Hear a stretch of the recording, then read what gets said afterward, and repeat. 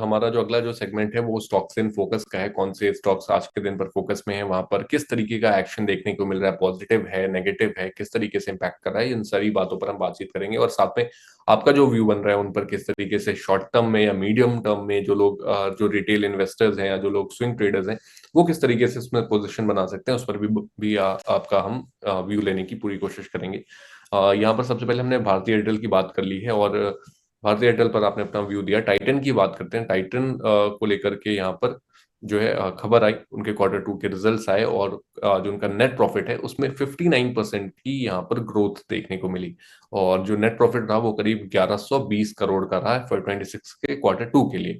और अगर हम लाइक पिछले साल की के सेम क्वार्टर की बात करें तो उस टाइम पर करीब 704 करोड़ का प्रॉफिट था। तो प्रॉफिट बहुत अच्छा यहाँ पर जंप देखने को मिला, और साथ ही उनका जो टोटल एक्सपेंसेस थे उसमें थोड़ी सी बढ़त देखने को मिली, 26% की बढ़त वहां पर देखने को मिली। सितंबर क्वार्टर की बात कर रहे हैं।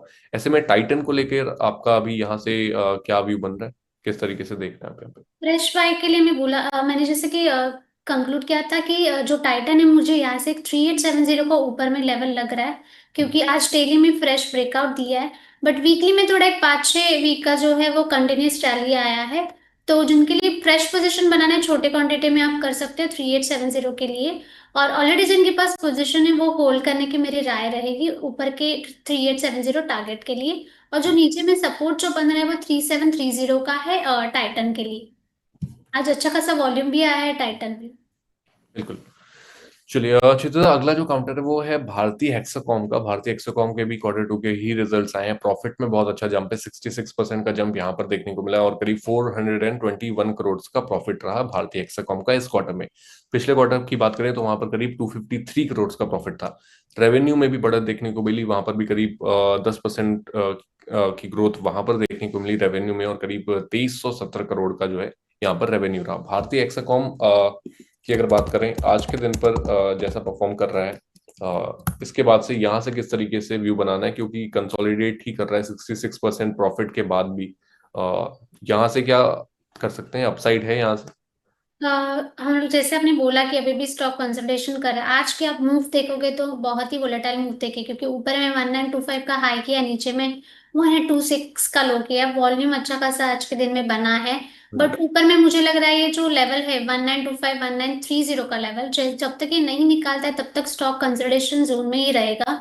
ऊपर का रेजिस्टेंस वॉच आउट करने जैसा रहेगा। जैसे 1930 निकालता है तो हम लोग इसमें अच्छा खासा बाइंग देख सकते हैं, एक 1960 और 2000 के लेवल के लिए। बट फिलहाल के लिए 1925 1930 का लेवल है वो निकालना चाहिए भारतीय हेक्सागोन को। हम्म। कंसोलिडेशन तभी जोन से निकलेगा। चलिए ठीक है। श्वेता, ये एक काउंटर है आज, ये टॉप गेनर की लिस्ट में भी है। अगर हम लाइक निफ्टी 500 को देखें तो वहां पर ये टॉप गेनर में 3M इंडिया। 3M इंडिया के प्रॉफिट्स में बहुत अच्छा जो है जंप देखने को मिला, करीब 43% का जंप यहाँ पर देखने को मिला। 191 करोड़ का प्रॉफिट रहा, और रेवेन्यू में भी करीब 14% का यहाँ पर ग्रोथ देखने को मिली। 1266 करोड़ का यहाँ पर जो है उनका रेवेन्यू रहा। और 3M इंडिया की अगर आज के दिन पर हम देखें तो करीब यहाँ पर तेजी ही देखने को मिल रही है। 16 से 17% का जंप 3M इंडिया के अंदर देखने को मिल रहा है। वॉल्यूम कम है इसके अंदर, क्योंकि आपका स्टॉक का जो प्राइस है वो काफी ज्यादा है, 35,680 रुपए का स्टॉक है। रिटेलर्स इतने ज्यादा इन्वॉल्व नहीं है, लेकिन जो लोग जिनके पास पोजीशन है, 16% का जंप देखने को मिल रहा है। क्या करना चाहिए उन्हें?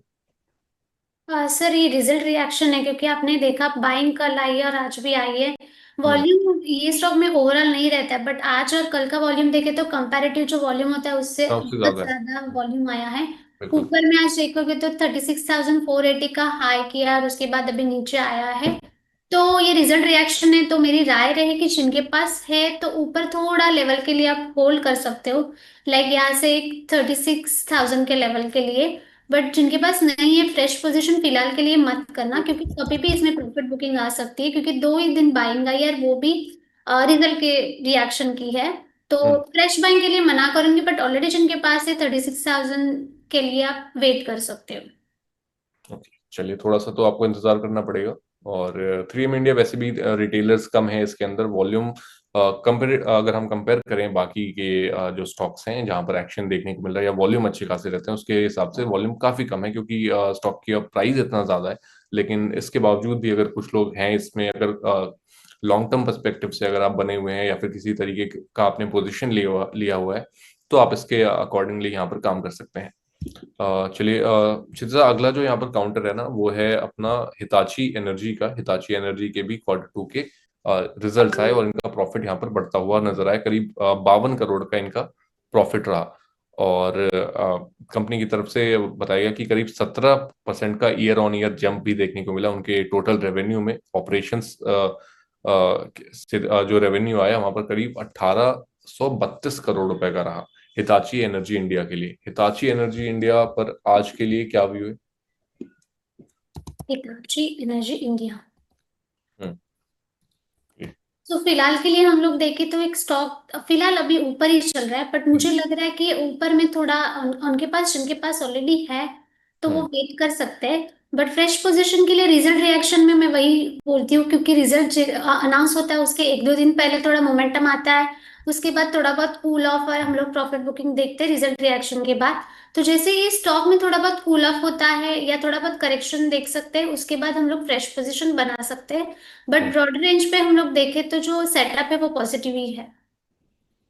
चलिए, ठीक है। क्षितिजा, इसमें ना आज के जो रिजल्ट्स हैं उनकी भी बात करेंगे, क्योंकि इनमें जो एक्शन आना था भारतीय एयरटेल या जो भी हमने अभी रिजल्ट्स डिस्कस किए वो कल के दिन पर थे और आज वो एक्शन हमें देखने को मिल रहा है। लेकिन अब सेकंड हाफ जो है वो बाजार का शुरू हो चुका है, जैसा कि हमारे शो का नाम भी है मिड डे बाजार।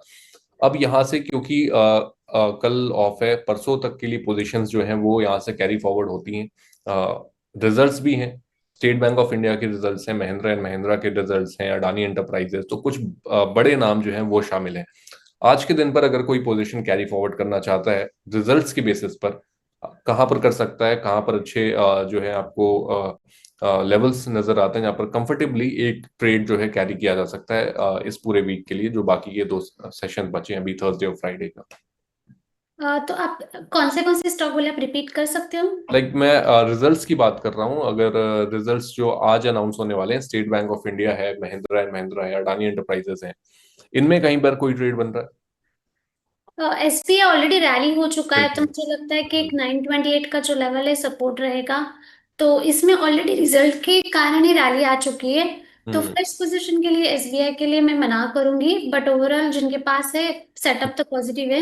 एमएनएम ऐसा एक स्टॉक है महिंद्रा एंड महिंद्रा जिसमें आप पोजीशन बना सकते हो, क्योंकि स्टॉक इतना गिरा नहीं है, सपोर्ट लिया है 50 डे सिंपल मूविंग एवरेज पे। आज 10 MA का सपोर्ट लिया है और थोड़ा बहुत बाइंग आया है।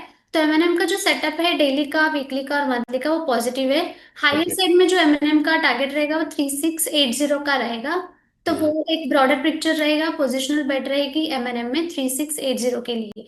और नीचे में जो सपोर्ट है 50 डे सिंपल मूविंग एवरेज का 3500 का, वो हम्म। आप सपोर्ट मान के कर सकते हो एमएनएम में। ओके। और इंडियन होटल्स और इंटरग्लोब एविएशन यानी कि इंडिगो, इन दोनों के भी रिजल्ट्स हैं क्षितिजा, इस पर कोई व्यू बन रहा है आपका? हाँ, इंडियन होटल देखें तो इंडियन होटल अभी बहुत करेक्शन के बाद थोड़ा बहुत अभी बाइंग आया है। बट अभी भी जो हम लोग देखें तो कंसर्वेटिव कर रहा है। हायर साइड में एक 751 751 से लेके 760 का जो लेवल है वो इंडियन होटल के लिए रेजिस्टेंस लग रहा है। जैसे हम लोग ये लेवल क्रॉस करते हैं तो हम लोग बाइंग देख सकते हैं। बट फिलहाल के लिए रिजल्ट का जो है रिएक्शन के कारण थोड़ा बहुत रैली आया है, तो मुझे लग रहा है कि फ्रेश पोजीशन इंडियन होटल के लिए वेट करना चाहिए। रिजल्ट अनाउंस होने के बाद थोड़ा कूल ऑफ होने के लिए कर हम्म। सकते हैं। बट लॉन्गर टर्म में हम लोग देखें तो इंडियन होटल, जिनको लॉन्ग टर्म परस्पेक्टिव है तो ये स्टॉक आप लोग ले सकते हैं, क्योंकि मंथली का जो सेटअप है अच्छा खासा है। वीकली भी अभी एक 4-5 वीक से थोड़ा बाइंग आया है। करेक्शन जो नीचे का लो लेवल था 708 का, वहां से हम लोगों ने देखा कि आज का ये जो 6 वीक है बाइंग है, तो छोटा छोटा छोटा करके। तो लॉन्गर पर्सपेक्टिव के लिए जिनको लेना है ये नीचे के लेवल पे तो ले सकते हैं, बट ट्रेडिंग पर्सपेक्टिव से मेरी राय रहेगी अवॉइड करने की। चलिए, ओके।